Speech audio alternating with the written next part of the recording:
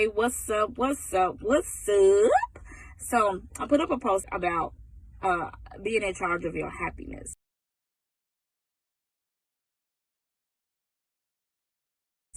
And it really stuck out to me. I got it from an affirmation app because I struggle with anxiety. I've struggled. Let's put that in past tense because I'm working on it.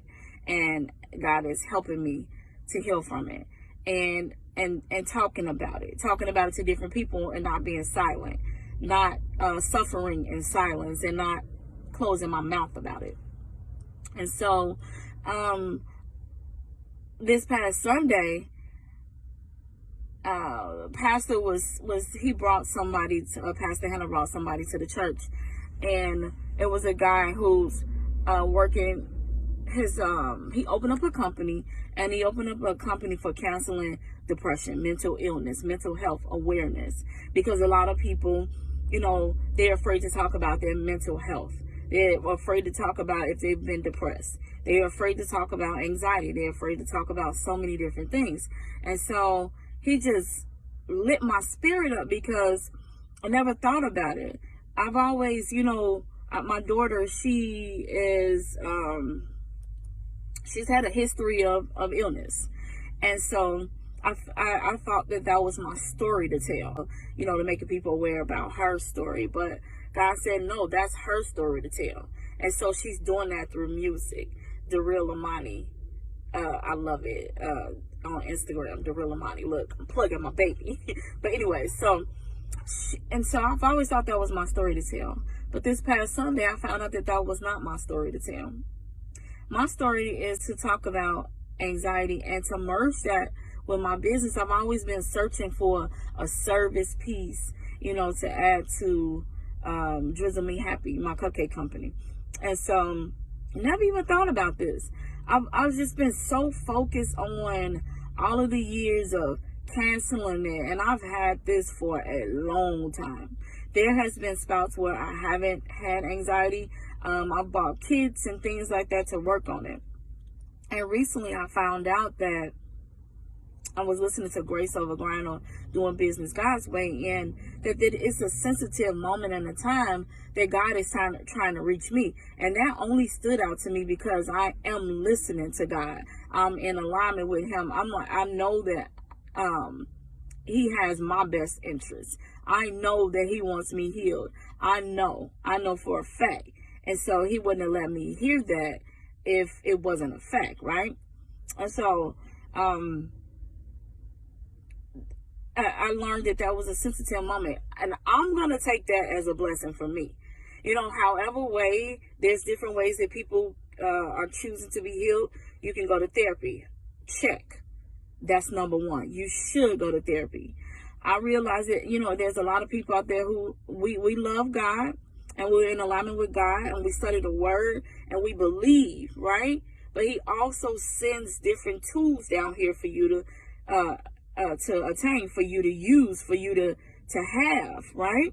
And so one of the tools is therapy. I always say you need therapy and God. You need therapy and God. Now, this is just pertaining to anxiety because this is what I struggle with. So I want to talk about it. I'm going to talk about that more. I'm going to talk about the ways that I'm going to cancel it, how I'm canceling it, the ways that I'm working on it. One example today, I'm choosing happiness. That one stood out for me. I'm in charge of my happiness. Or being in the 6-figure women community with Demita McGee and the rest of the amazing, beautiful ladies with reading, studying different things. But the biggest thing is that you can study everything. You can listen to so many CDs. You can listen to audios. You can have all this information. But what are you going to do with it is the question. So knowledge, we can gain it, right? But knowledge applied is the best useful tip. Apply the knowledge that you're receiving. Because with anxiety, you can't just keep sitting there and harboring those feelings within inside of you. There's different levels of it. You get to the point where of agoraphobia, where you won't even go outside. And it's debilitating at times. But I choose to continue to push through every single day. And I'm choosing to talk about it right now. And I believe in my heart that the more that I talk about it, the more it's going to get canceled out of my life. The more I make people aware of it, the more it's going to be canceled out of my life. The more that I incorporate this within my business as a service piece to help people, it's going to be canceled out of my life, and many others as well.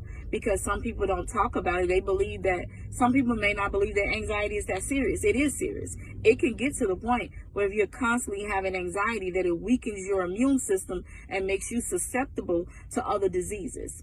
I don't want that. I'm 42 years young. I have life to live. And this anxiety does not control me. And you have to tell yourself that, to know it does not control you. It has no control over you. Casting down all imaginations, casting down everything that keeps you from moving forward in life. See, sometimes people call it self-sabotage. You don't realize that if you have an illness of anxiety, it's not self-sabotage. It's an illness. And this illness can become debilitating to the point where you don't, it stops you from moving forward. It stops you from doing certain things. It stops you. I had to figure that out. You know, there is a such thing as self-sabotage, but what underlying issues are there? What is causing it? What is the foundation? What's the whole like the underlying issues, pretty much, right? And then also, what do you subconsciously believe in every single day that causes that triggers the anxiety? That's one of those other things. What subconsciously things that's is happening? What thoughts are you having? What thoughts are you bringing about? So for me, one of the thoughts was, this is severe, this is serious, is that for years, my daughter's 22 years old now, and for years the enemy, and I allowed the enemy. So that's another thing. What things are you allowing to infiltrate your mind that you are making it become a belief of yours? A belief. And I believe that my daughter, 22 years ago, she contracted meningitis, bacterial pneumococcal meningitis. And there were some other children that passed away. One of the babies had the same thing as her, and the other children had different illnesses. But we all formed a bond together in the hospital. And so all of the children passed away. And so right off the bat, that wasn't my belief. But at some point, I don't know, like the moment that you give the enemy this much space, or the moment that you become weak, and not even necessarily the enemy there all the time, but the moment that you become weak, in some instance, right, trickery slips in. You allow your mind to think certain things. You allow your mind to believe certain things. You allow your mind to accept certain things. And so one of the other things I learned is that your mind, your brain, does not realize the difference between something physically happening and something versus you thinking it, and versus you thinking it's actually happening. So although my daughter did not die, all those years trickery was happening in my mind. I was believing something and kept believing it and believing it and believing it. But it's not the truth. That's not her truth. She is still alive, God, and she has a story to tell. But I took that on as my belief after reading Psycho-Cybernetics. Shout out that book. And I took that on as my belief. And so that was a subconscious belief that I had, which I made it my truth and made it a belief that I believed in, which triggered anxiety in me constantly. Triggered so severe sometimes that I thought I couldn't breathe.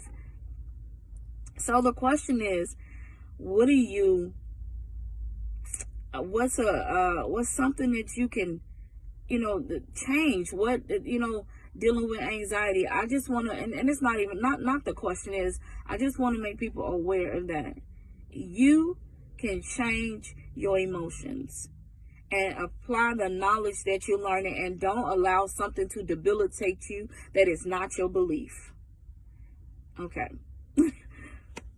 You guys, it just made me feel so much better. Y'all just don't know. And, I pray to help somebody. Have an amazingly blessed day.